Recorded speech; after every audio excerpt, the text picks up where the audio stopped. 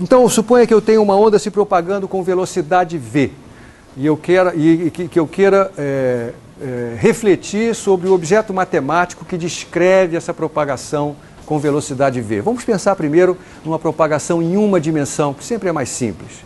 Como tem que ser a função que descreve a propagação de uma onda em uma dimensão com velocidade v?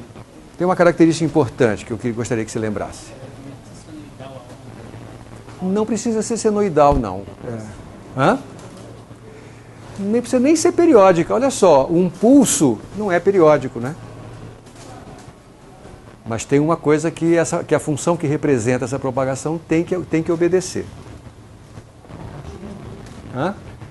Bom, contínuo é uma coisa que a gente deseja, né? Os físicos só lidam com funções contínuas. A gente não, quer dizer, mentira. A gente até lida com funções descontínuas, mas funções descontínuas muito especiais.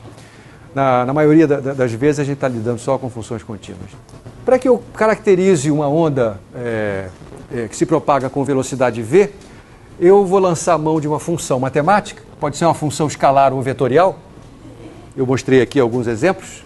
Mas o que importa é que essa função ela dependa, por exemplo, no caso unidimensional, de x e t, mas não de forma independente, né?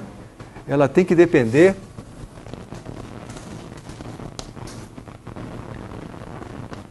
de x menos ou x mais vt. Lembra disso? Isso é uma característica matemática importante das funções de onda, das funções que representam propagação ondulatória. Elas dependem de x e t, por exemplo, no caso unidimensional, dependem de x e t, mas não de qualquer jeito. Tem que depender de x e t de um jeito como aquele ali. Isso é obrigatório, porque se ela tem que atender à equação da onda, e qual é a equação da onda unidimensional? Isso, ela envolve derivadas segundas, não é verdade? Envolve derivadas segundas com relação à coordenada espacial e com relação à coordenada temporal. A equação de onda unidimensional, ela é algo assim, ó, onde esse objeto que aparece aqui, espero que você lembre dele, é a derivada parcial, já que a função f depende das coordenadas x e t. Mas depende das coordenadas x e t de um jeito particular, não é de qualquer jeito, depende deste jeito aqui. O sinal de menos representa uma onda que se propaga no sentido positivo do eixo x, o sinal de mais uma onda que se propaga no sentido negativo do eixo x. Está faltando uma coisa nessa equação aqui, né? Está faltando a velocidade de propagação ao quadrado, mas ela aparece aonde?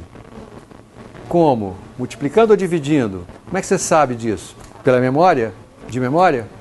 Mas você tem um jeito fácil, né? Essa equação tem que ser dimensionalmente consistente. Tá certo? Aqui eu tenho o inverso do quadrado de distância, aqui eu tenho o inverso do quadrado de tempo. Se eu fizer 1 sobre V2, o inverso do quadrado de tempo cancela e fica com o inverso do quadrado de distância dos dois lados, né? Essa é a equação de onda clássica. E é por isso, é porque as funções de onda clássicas têm que atender a essa equação que elas têm que ter essa forma. Não é verdade? Isso é fácil de demonstrar. É fácil de demonstrar que qualquer função desta forma obedeça automaticamente à equação de onda. Tá? É uma aplicação trivial da regra da cadeia. Só isso. Então, para a gente começar a compreender o significado da função de onda que vai descrever o caráter ondulatório da matéria, ou das ondas de matéria, eu vou começar por tentar construir uma matemática que faça a conexão entre o caráter ondulatório da radiação eletromagnética e o caráter corpuscular dessa mesma radiação. Então, antes de enfrentar o terreno das ondas de matéria propriamente ditos, eu vou dar uma recuada e conceber a dualidade onda-partícula usando a matemática das ondas, usando as ideias envolvidas na caracterização matemática da propagação ondulatória. E vou fazer isso para o caso dos fótons, para o caso da radiação eletromagnética. Só mais um parênteses. É curioso que a quantização a gente começou a estudar a quantização pela luz, não foi? Começou a estudar a quantização da luz, o efeito fotoelétrico, foi aí que nasceu a ideia de quantização moderna, né?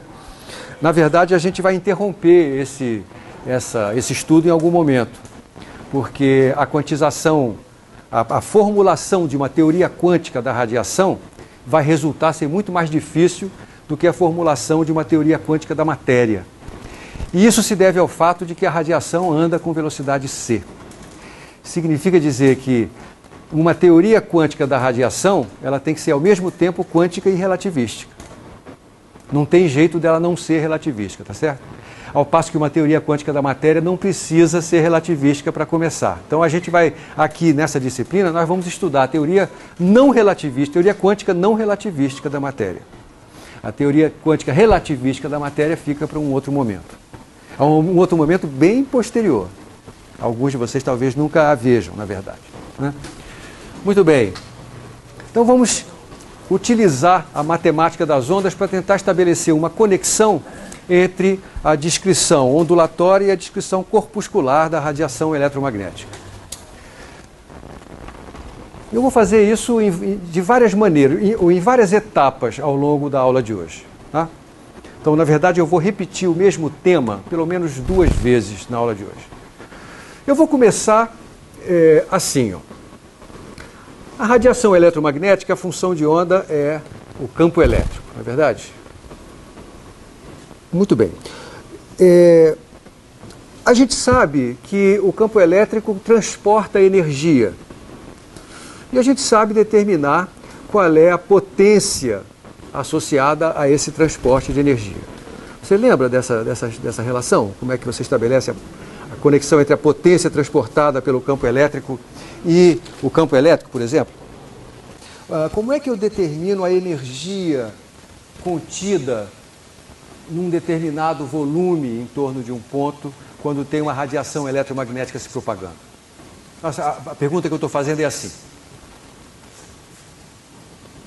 Aqui eu tenho um ponto R do espaço, eu imaginei um volume dV em torno desse ponto, tem uma radiação eletromagnética preenchendo esse espaço.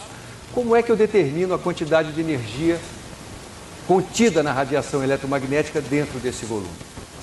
Como é que você calcula a energia, por exemplo, contida dentro de um capacitor carregado? Como é que você faz essa conta? Um capacitor carregado, você tem um campo eletromagnético ali dentro, não tem? Como é que você determina a energia contida no campo eletromagnético dentro de um capacitor? Hã? Tem a ver com o que essa energia? Qual é a quantidade que vai aparecer no cálculo dessa energia? Hã? Tem a ver com intensidade, de fato, tem a ver com intensidade. Bom, eu vou relembrar isso para você. A energia contida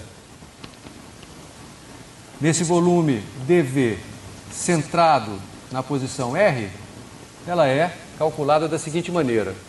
É o produto de ε0, a permeabilidade, estou supondo que esse meio, isso aqui está no vácuo, né? ε0 multiplicado